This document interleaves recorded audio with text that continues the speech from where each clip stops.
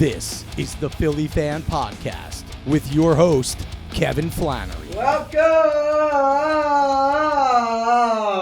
back to another edition of the Philly Fan Podcast.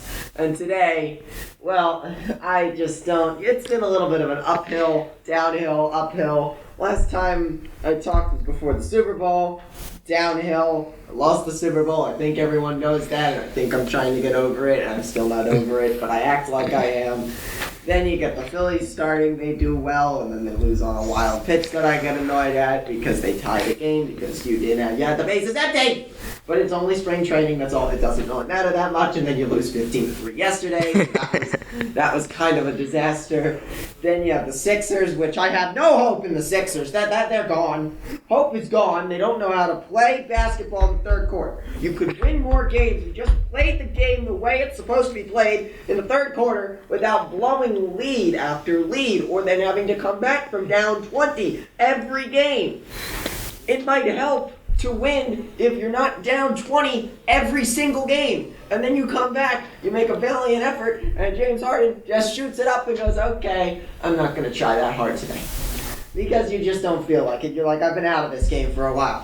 I think you've heard a laugh in the background. Caleb's back! I'm here, and welcome to the Kevin ranting about the Sixers show for the start of it. Yeah, I don't think I've ever talked about the Sixers that much on this because there's always been Phillies and Eagles stuff to talk about. But they are right there. They're right there. Heat on Monday. They play the Heat on Monday. They lose because they get James Harden because you had to come back again, come back from down. They had to come back from down a lot because he shoots and then when he gets a wide open three, we hired James Harden to make wide open three-pointers to win games. Bricks it off the back. Bricks it off the back of it. And you're like, well, that's not what we hired you for. So then you play Wednesday against the Heat in Miami.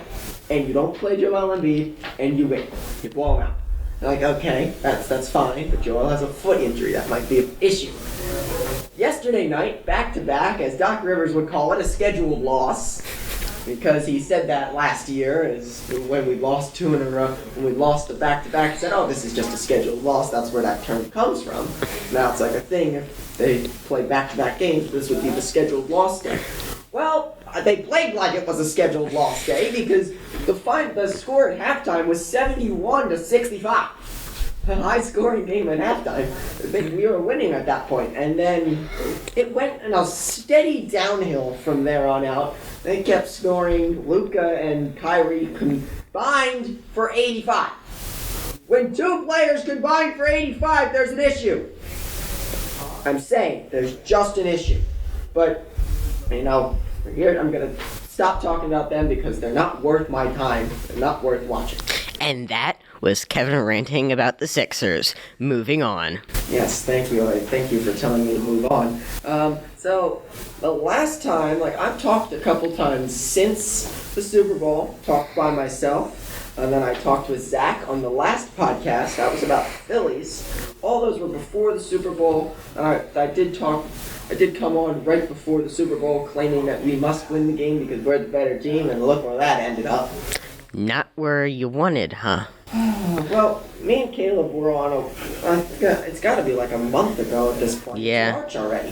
So, it's March 3rd already. So, I guess what we can say is we picked our brackets, and they didn't exactly go exactly to plan. Caleb's was really good, though. I'll let him. Yeah, so I went through, and since things shuffled around as it played, I went every week, and I updated it as accurately as I could to my normal bracket. So, for example, when you have the Giants beating the Vikings, not what I expected, for goodness sakes, I watched the start of that game, the first little bit, and then I see bomb out of center field that the Vikings can't stop.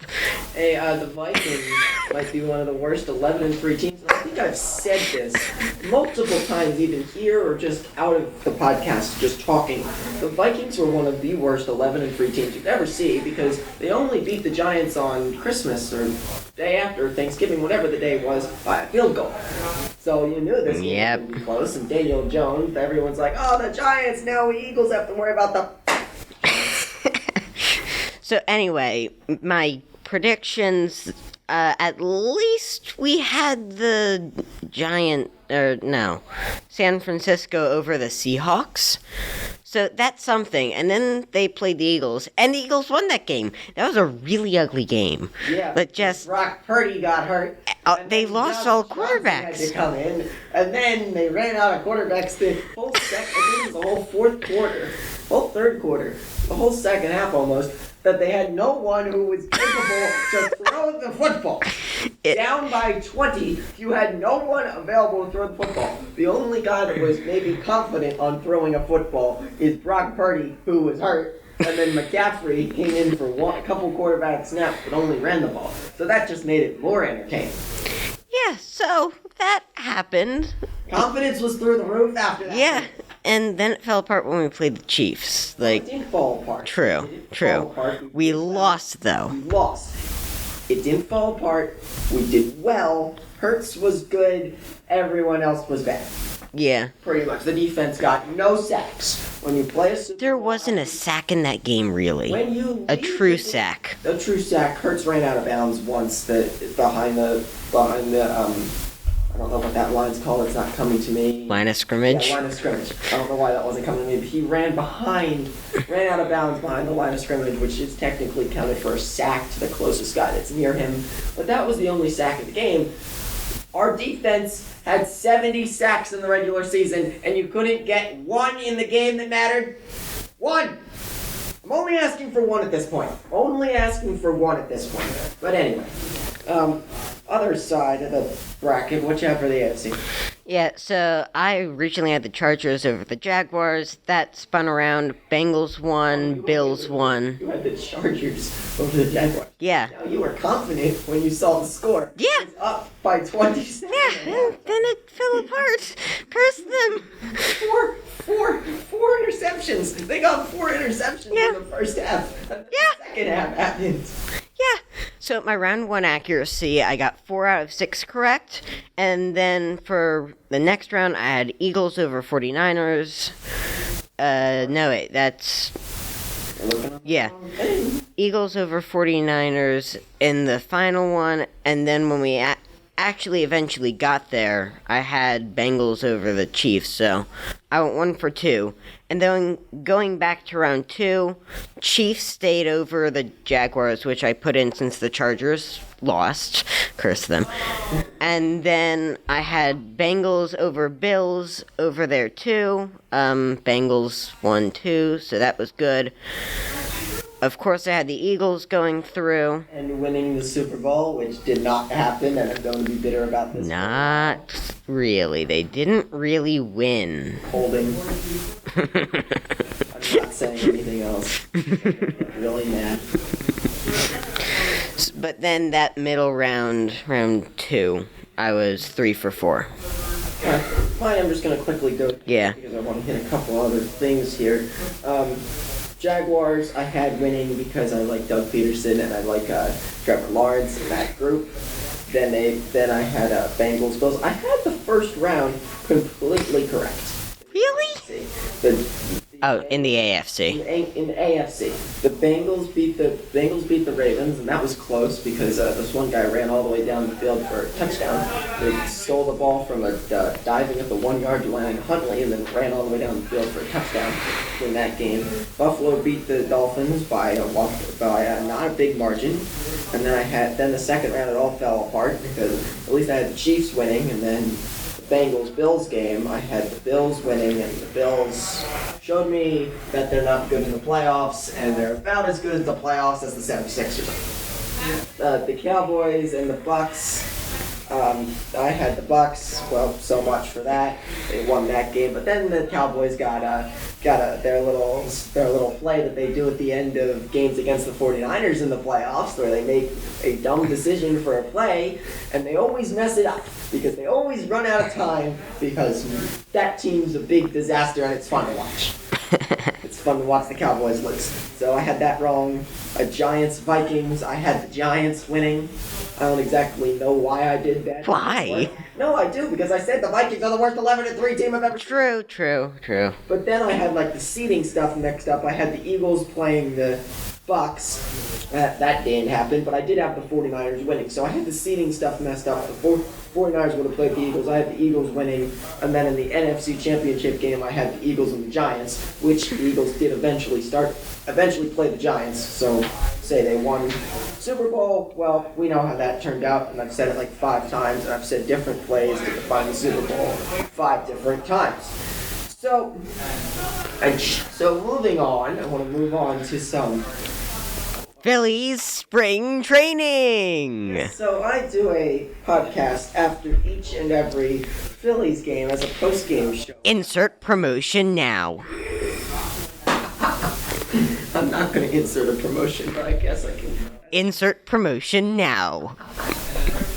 So, anyway, I guess I can promote it. The What Are We Doing Phillies post-game show is What Are We Doing, all lowercase, What Are We Doing show.weebly.com if you want to look that up.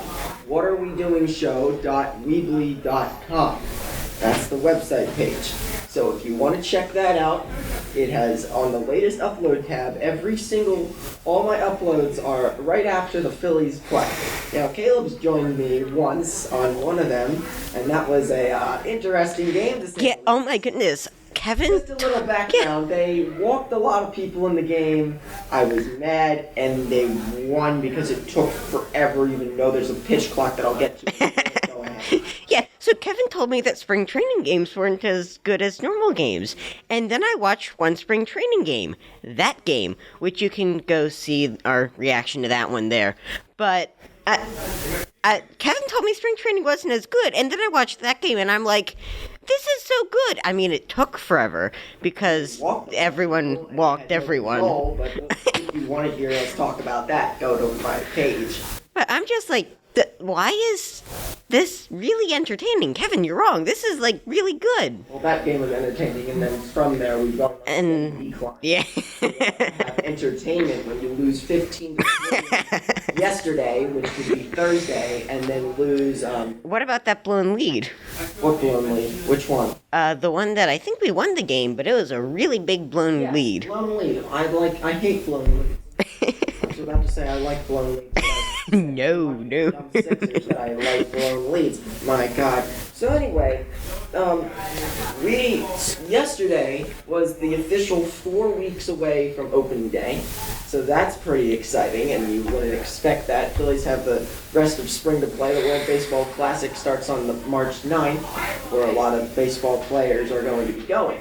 I was going to say that since the World Series happened, and I started this podcast right after the World Series, after the World Series, kind of reacting to it, and I was disappointed at the time, still disappointed. Over the last couple weeks, I was able to sit down and be able to watch the game highlights of Game 6. And it took me until a couple weeks ago, like 4 months after the game happened, to actually be able to watch highlights from Game 6. Jordan's home run, I was able to watch it. I never watched the end of the game. I never even knew that Castellanos was the final out of the game. Because I was outside on my driveway with the radio dead on the ground. I was annoyed. But, that happens. Now we move on. We got Trey Turner, which Kayla has a liking for Trey Turner. I'm just like, Trey Turner, that one game that I watched it's his debut. By the second inning, he's 2 for 2, scored a run, RBI, and I'm stolen base too, and I'm like, if this is the guy who's going to be on our team, and he keeps playing like this. He's played a couple days since then, and he's also done the same thing. I love Trey Turner. He better not be a Nick Castellanos, because I like Nick Castellanos in spring training too, and look where that ended up. He needs to bounce back here. Quick things before we get out of here. Pitch clock. I'm asking you. Yeah, I like it, but people have such high backlash if people don't like it. Yeah. I don't see why not. It moves the game along. You can start the game at 6:40 and get it done by like 9:30. Do you want to sit there till 11 o'clock? Really? No, that's why I didn't. Well, yeah, now you can watch more games. Yeah, maybe I will. Watch more summer games, as the games will be more entertaining because there's no shift. That was True. That was a big thing, and it hasn't been that prevalent yet, but the hits are up in spring training. This is the most high-scoring spring trainings we've had in a while. I think it's a combination of pitchers have absolutely no control, and there's no shift. Bigger bases, meaning they can steal, have better stealing. Oh, that's like a big complicated thing, and I don't really pay attention as much to the new rules except for the pitch clock. Pitch clock's the big one. Pitch clock is the big one, and it's a pretty good one. So today, you're not gonna see this game.